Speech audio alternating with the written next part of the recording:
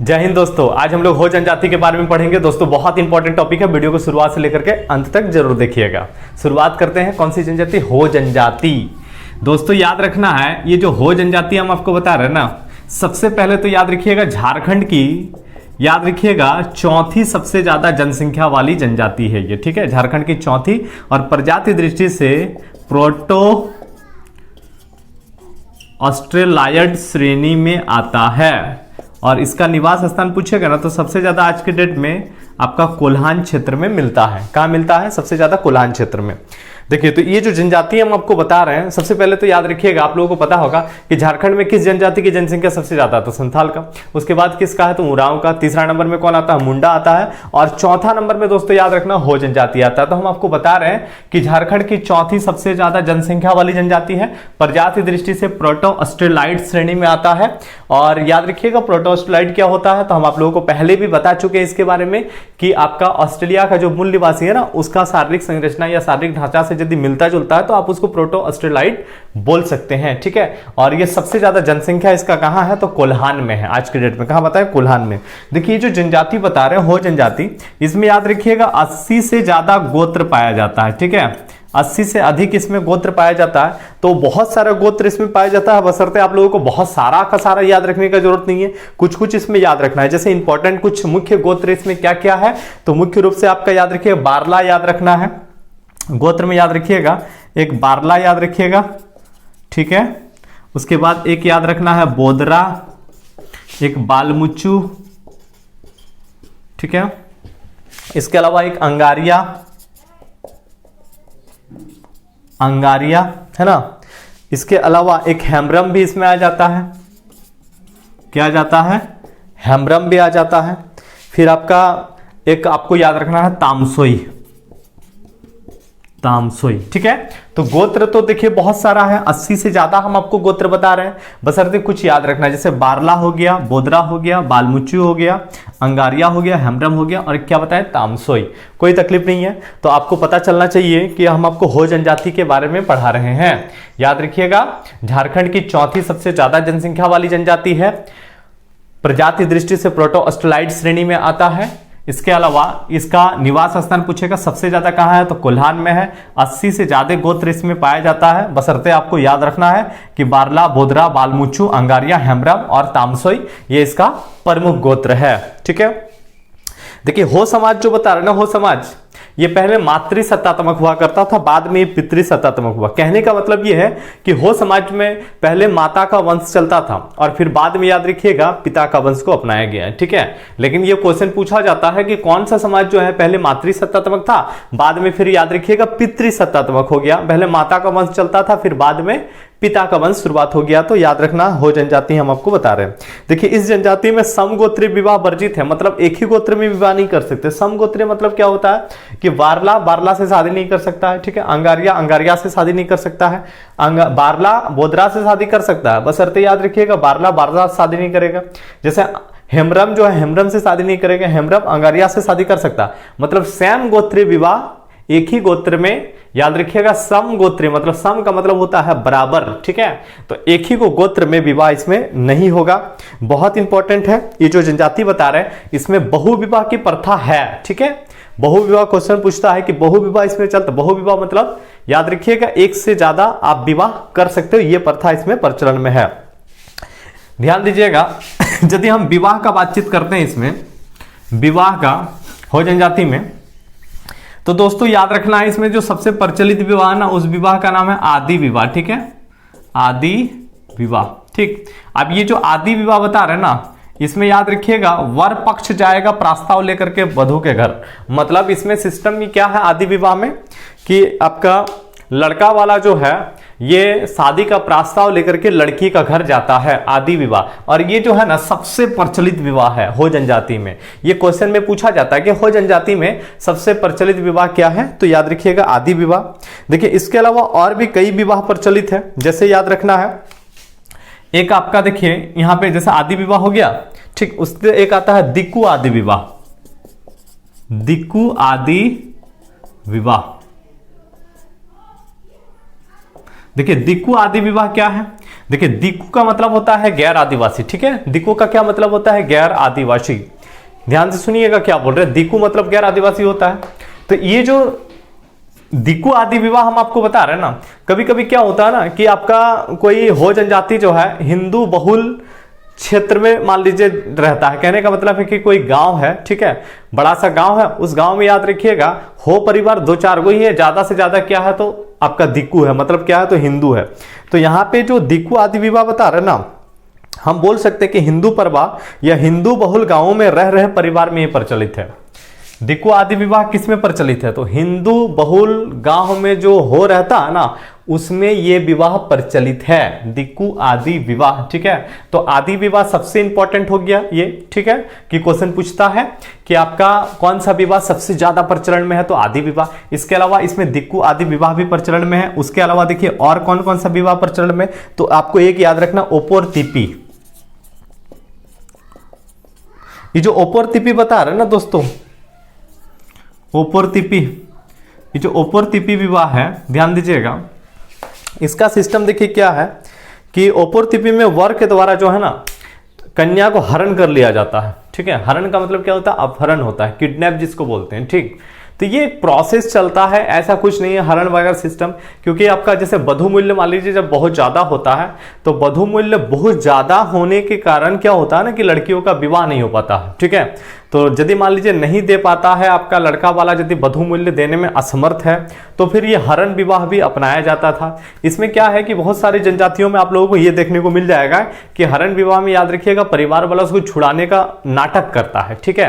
पता चल रहा है क्या बोल रहे हैं? और एक सिस्टम क्या चलता है कि ये सब आपका प्रचलन में रहने का रीजन भी है कि एक जैसे मान लीजिए लड़की का जो पिता होता है वो पहले से अपनी लड़की का शादी का बातचीत नहीं करेगा, वो प्रतिष्ठा के खिलाफ आ जाता है। मतलब एक सम्मान होता है ना कि हम अपनी लड़की के शादी का बातचीत नहीं करने के लिए जाएंगे, पता चल रहा है। तो इसके चलते क्या होता है कि आपका हो सकता है कि बहुत सारी लड़कियां कुंवारी रह जाए, ऐसा भी हो सकता है वधु मूल्य ज्यादा होने की वजह से। तो ये विवाह भी प्रचलन में था जिसको ओपोर तिपी, और ओपोर तिपी में आपको बता रहे हैं क्या है, तो ये हरण विवाह है, ठीक है। उसके अलावा देखिए एक आपका और एक विवाह प्रचलन में है जिसको याद रखिएगा राजी खुशी कहा जाता है। तो राजी खुशी जो बता रहे हैं ना, राजी खुशी, ये तो आपका सीधा सीधे हम बोल सकते हैं कि लव मैरिज हो गया, क्योंकि लड़का लड़की की मर्जी से इसमें, वर और कन्या की मर्जी से इसमें विवाह होता है, ठीक है, जिसको बोलते हैं राजी खुशी। उसके अलावा और एक विवाह है आदेर विवाह। देखिए जो आदेर विवाह बता रहे हैं, कौन सा विवाह बताएं? आदेर विवाह। ध्यान दीजिएगा दोस्तों, बड़ी इंपॉर्टेंट है आदेर विवाह। इसमें देखिए सिस्टम क्या है कि आपका लड़की जो है ना, ठीक है, लड़का के घर में याद रखिएगा विवाह होने तक आपका जबरदस्ती रहेगा, जिसमें याद रखिएगा आप पढ़िएगा तो आपको पता चलेगा कि वधु के द्वारा विवाह होने तक वर के यहाँ बलात् प्रवेश, मतलब याद रखिएगा जबरदस्ती प्रवेश करेगा, जबरदस्ती रहता है, ठीक है। देखिए लड़की क्या करेगा, लड़का के घर में जाकर के रहने लगेगा, ठीक है। लड़का का परिवार उसको परेशान भी करेगा, तकलीफ भी देगा, यदि वो टिक जाती है तो आपका विवाह हो जाएगा, जब तक विवाह नहीं होगा तब तक रहता है, ठीक। तो इसको क्या बोला जाता है? तो आदेर विवाह। तो आपको याद रखना है विवाह के बारे में भी काफी क्वेश्चन पूछा जाता है। तो हो जनजाति में हम आपको बताएं सबसे प्रचलित विवाह आदि विवाह, उसके बाद दिक्कू आदि विवाह, ओपर तिपी विवाह, राजी खुशी, उसके बाद आदेर विवाह। कोई तकलीफ नहीं है। देखिए ध्यान दीजिएगा, हो जनजाति जो बता रहे ना, हो जनजाति, इसमें देखिए यहां पर भी युवागिरी का सिस्टम है। अभी जो युवागिरी आपको बता रहे हैं इसको गित्ती ओरा कहा जाता है, गित्ती ओरा, युवागिरी। युवागिरी को क्या बोला जाता है?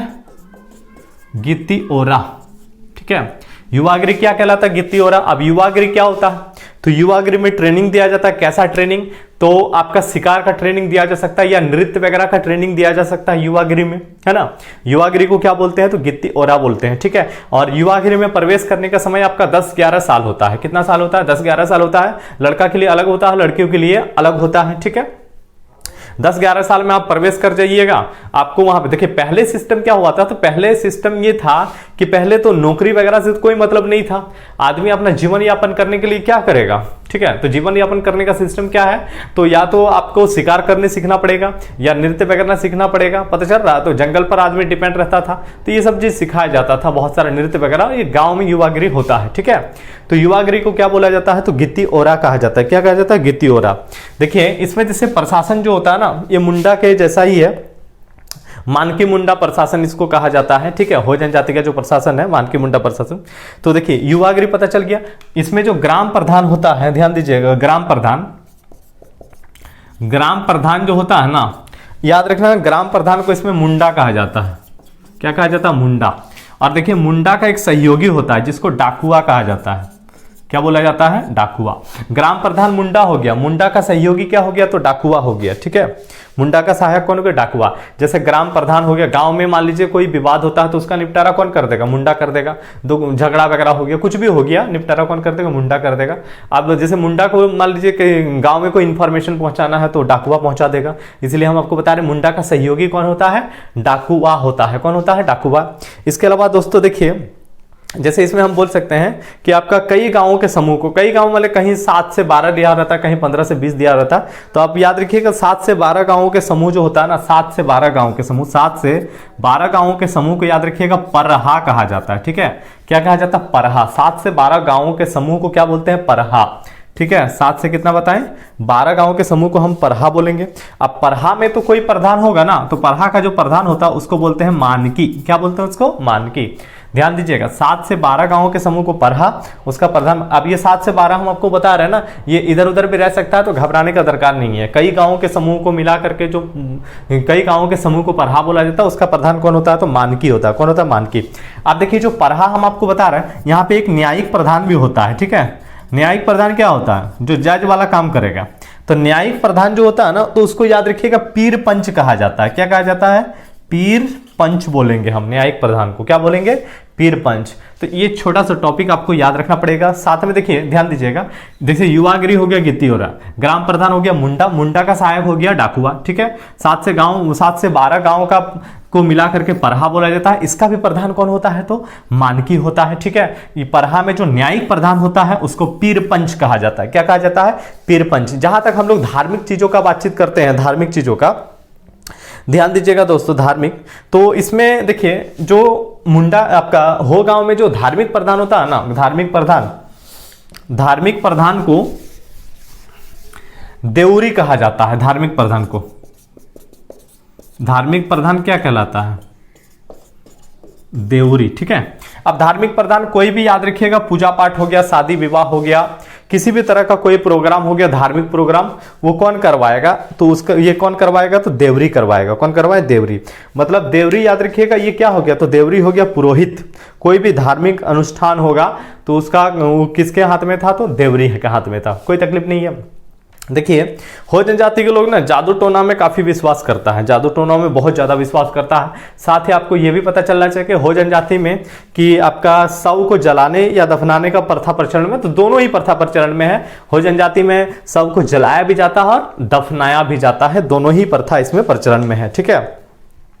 देखिए हो जनजाति जो हम आपको बताएं, ध्यान दीजिएगा क्या बोल रहे हैं। हो जनजाति इसमें देखिए कुछ त्योहार भी आता है। तो त्योहार का जब बात आता है, पर्व जिसको बोला जाता है पर्व, तो कौन कौन सा पर्व चलता है हो जनजाति में?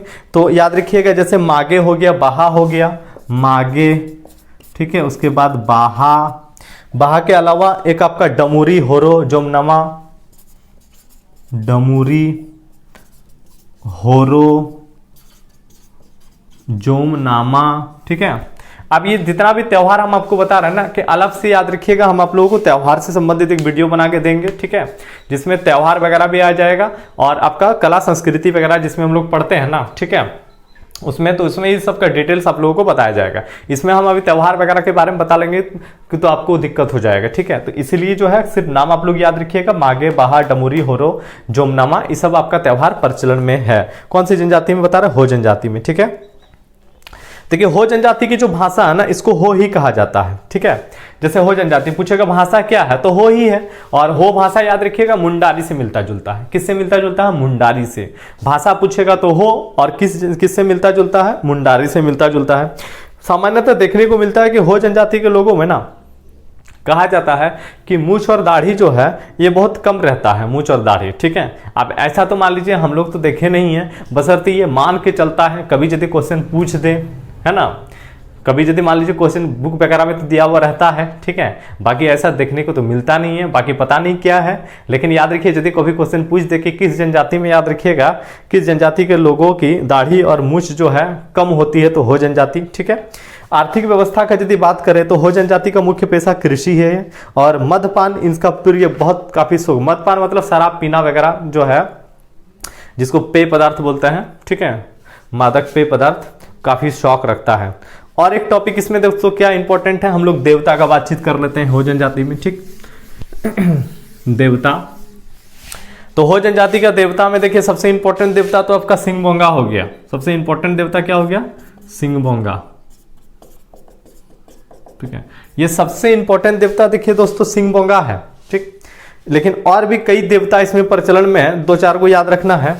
जैसे सिंहभोंगा के अलावा, सिंहभोंगा हो गया सबसे इंपॉर्टेंट, ठीक है। इसके अलावा एक है आपका पाहुई बोंगा, और ये जो पाहुई बोंगा हम आपको बता रहे हैं, याद रखना ये ग्राम देवता है। क्या है ये, ग्राम देवता, ग्राम देवता हो गया पाहुई बोंगा। इसके अलावा एक है आपका ओरी बोड़ोम, ओरी बोड़ोम, ठीक है। तो ओरी बोड़ोम जो बता रहे हैं ना, ये हो गया पृथ्वी देवता, पृथ्वी देवता।